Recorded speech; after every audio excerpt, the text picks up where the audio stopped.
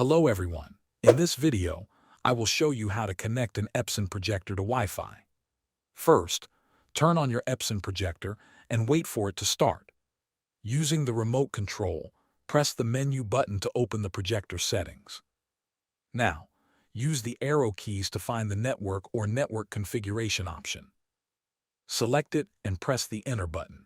Inside the network settings, choose Wireless LAN to access the wireless connection options.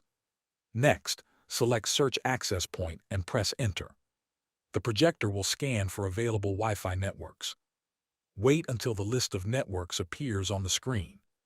Find your home or office Wi-Fi network from the list and select it. This network name is also called an SSID.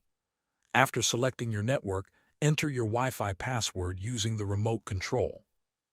Make sure the password is entered correctly, because a wrong password will prevent the projector from connecting.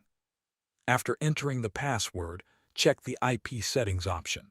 Make sure DHCP is turned on.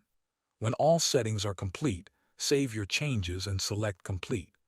The EPSON projector will now connect to your Wi-Fi network. Once connected, you can use wireless functions and enjoy easier content sharing. Thanks for watching.